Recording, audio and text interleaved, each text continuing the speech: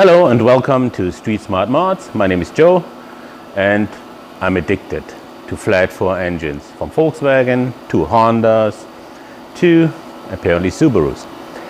So I had a little hiatus for 7 months because I had to go to therapy about my problem. No, actually not. I had to make some money because that stuff doesn't pay. And I just do that to help people out in case they are interested in my little gizmos or whatever solutions for a problem they don't have, I guess. But I had a problem, especially with my friend came and said he wanted to convert the 2011 to a different engine, brought the engine in, came from a junkyard, was super dry. When I took the timing chain cover off, it was spiders crawling out and there was a lot of dust in there, dust bunnies, a lot of cobwebs. Cobwebs? Cobwebs? I don't know. Tough word. Nevertheless, he gave me that engine and I thought, before we put that back into your car, we better prime that engine. And I thought it's an easy thing to do. Then I looked in it again and thought, oh no, this is driven by the timing, by the pulley, by the crankshaft pulley, and it has two drive flats here in the inside. And yeah, you can make something up which fits in there, but I'm a little bit afraid when you spin it with a drill, with a cordless drill, you might put pressure on in a certain way, caulk it, and then you start wearing out the face of the gears of the pump. So I looked around in my bin everywhere and I found some bearings which apparently I don't find anymore now because they're gone. Maybe they're under the cover. Up here they are, blind. These bearings, they are 25mm ID and a different one OD. I didn't measure it, but I found them in the bin. And I looked at the crankshaft here. What does the crankshaft tell me? And it's 24.984 millimeters, which is perfect. That was just sheer luck and I should play in the lottery. And I thought, hey, if I put that on top of the crankshaft, not crooked, straight, would be a little bit better. And just make a cup who goes over it with a couple flats on it. That should work out fine. I don't know the length yet and all these wonderful things. So I will go to my CAD design desk and see what I can come up to, and off to my thinking chair.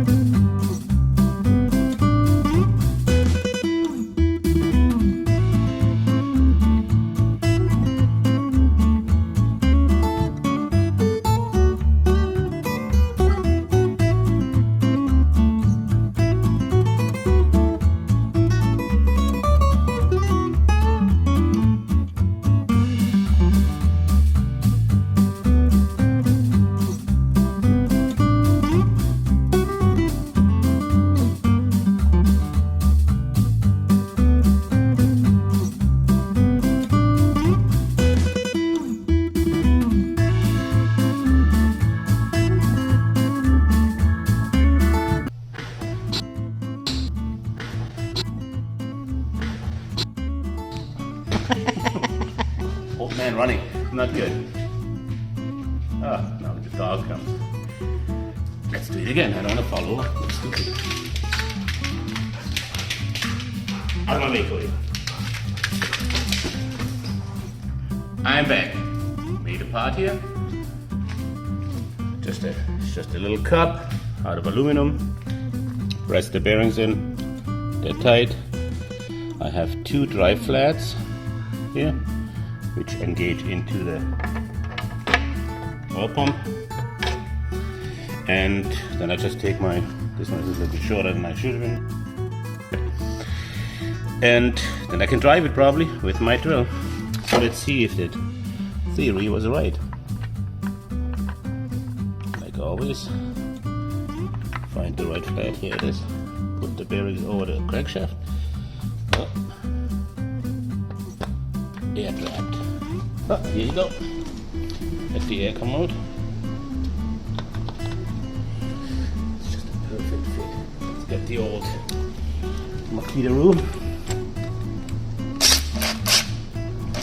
and start cranking oil. I filled up oil before, so I see if that whole thing works. I took the oil gizmo out, the oil pressure switch. Whoa, whoa! Holy shit! It is working. Just about caught me, that oily little sucker. Man, Greta, where are you? How dare you! Let's put that up nice here. Oh man, what a mess! See how much pressure we make.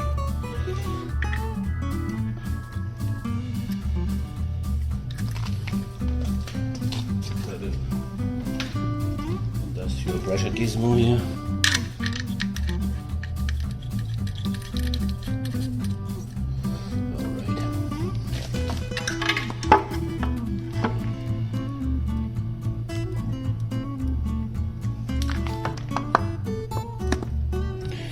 Alright, let's see how much little poundage we get out of it. Always keep in mind that drill maybe spins 500, 600 RPM, so.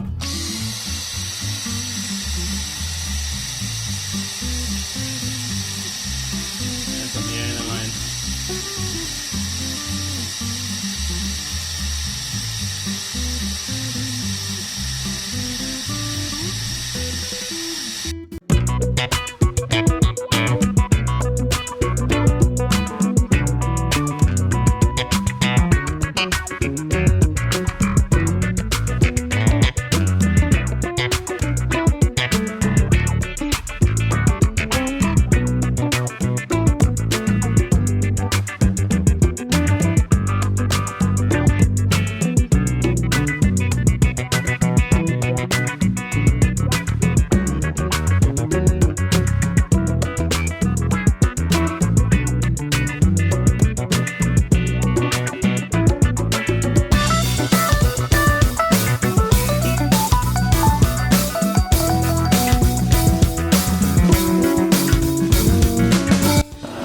Hey, up here.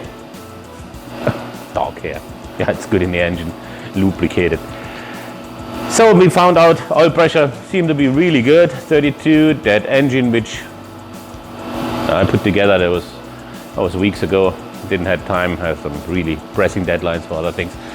It's running fine. Oil pressure is exactly like the service bulletin says. Has about 10, 11 psi idling and about 32 at 3,000 RPM per minute.